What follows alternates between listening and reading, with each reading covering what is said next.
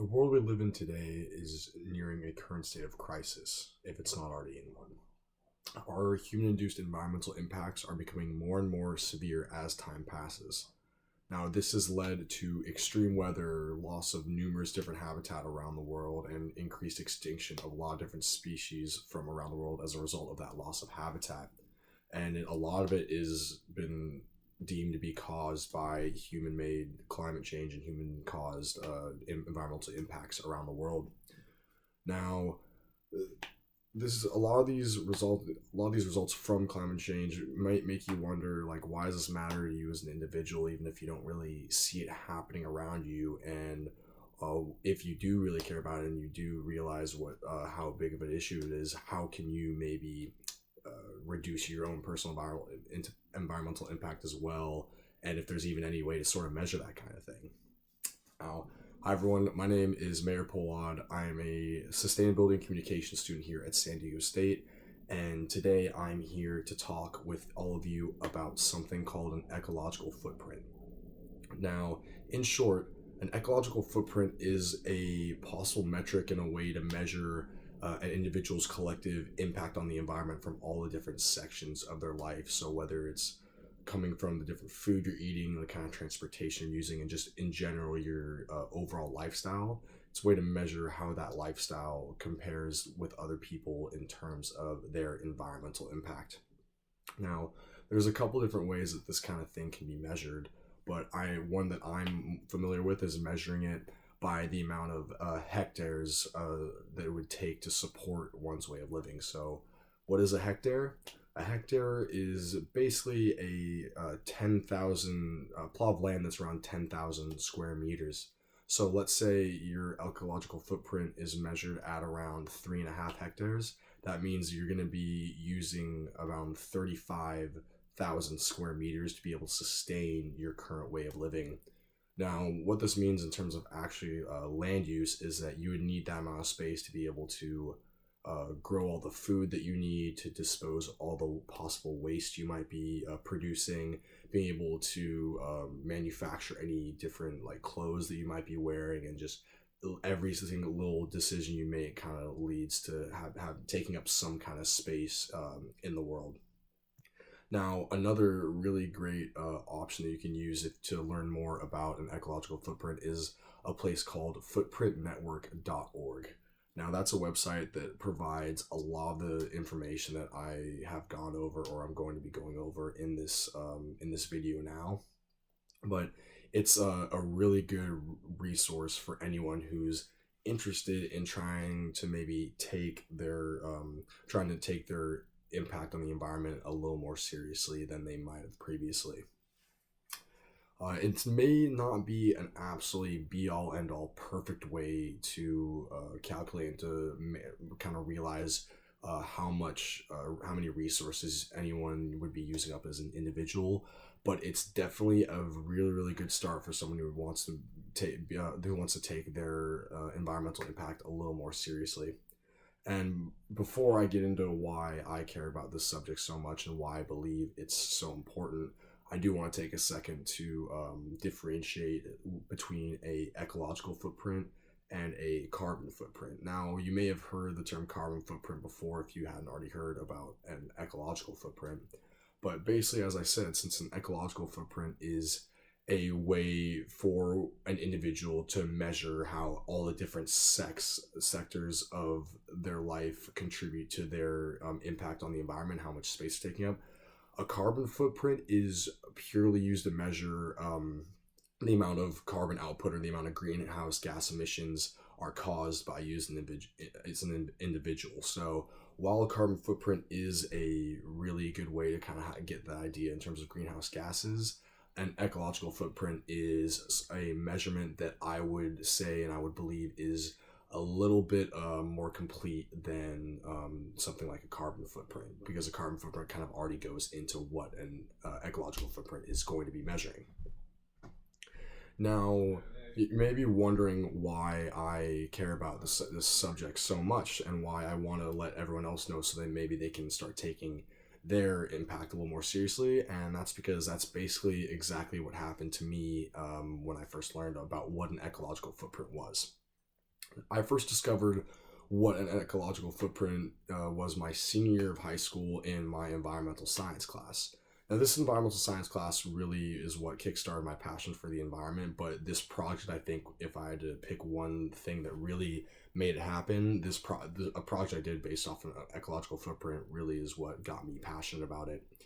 Our teacher in that class assigned all of us a month-long project where we had to keep track of all the food we ate. If we drove anywhere, we have to keep track of how much money we were spending on gas, how many gallons we were using. We had to take inventory of all the clothes that we currently owned, as well as just all other possessions, to kind of see where they came from and where they were manufactured from. And as we kept track of all this each month, or for the entire month, at the end, you used all this information to calculate how many hectares that month took for us to how many hectares that we used over the course of that month. And it was really eye-opening for me to, like, after really, jotting down every single little thing that I did, to get an idea of just how much how many resources, how much stuff I was just wasting and not really even thinking about it before then. And so it opened my eyes for how much not only I was consuming, but how much everyone else was consuming, because I would also see everyone else from my class would also be coming back with their reports, and just be able to see, just in one group of 30 people, how much food we were wasting, how much gas we're using, and how that all comes back around in putting a strain on the environment. It was a really, really eye-opening thing that made me kind of want to restructure my entire lifestyle. And that's what I want to make this video for, is maybe hopefully inspire someone else to maybe just kind of keep it more in the back of their mind, and really keep that idea of, how everything you do has an impact and is a result of something else, how that's something that is so important in the grand scheme of things, if we want to keep, the earth we have at the same level, if we want to keep our current lifestyle as comfortable as we possibly can. So I believe that something like this is so important to discuss, to try and, because, myself, one individual making a change, is, in the grand scheme of things, isn't really going to have that much of an impact. But if an entire group as a whole really sits down and tries to make their lifestyle better for the earth, how that can really end up having a big impact for the earth. And this is why I wanted to talk about this subject today, because even if it's just maybe something people have thought about before, I think that it's one of the most important ways for us to turn the tide of getting the Earth's environment back on track. So, as I said, I want to go through a little bit more ways that you could possibly measure just how much of an impact you're having. That website I mentioned earlier, that was footprintnetwork.org, has a website actually that is called footprintcalculator.org. It's run by the same place, and that is a pretty extensive way where you can enter in all of your different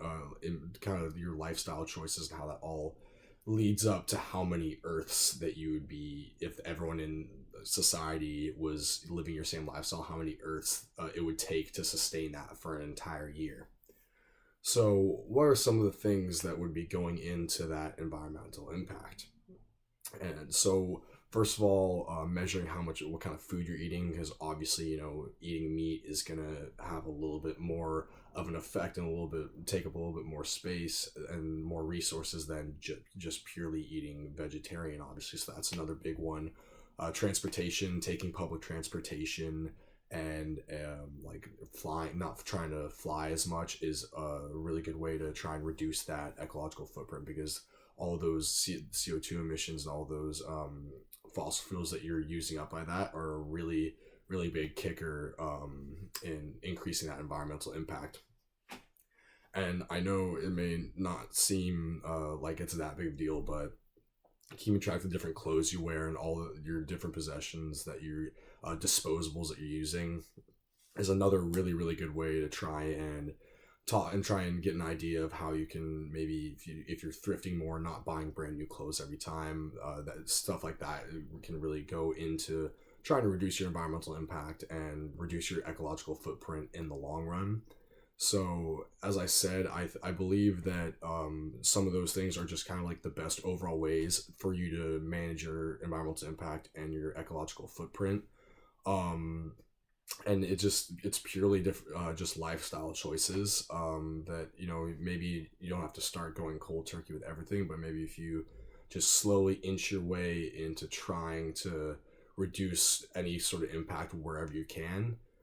If one person does that, it might cause another person to do that, and then we get a whole group to do it, and it gets a whole society to do it. That's how change really happens, and that's how our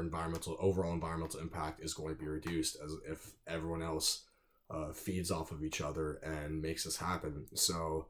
thank you so much for listening to my talk about an ecological footprint, and I will link the websites I was talking about in the description of my video. And I really hope that this might be a way might inspire anyone out there to try and reduce their environmental impact and their ecological footprint going forward. So thank you so much.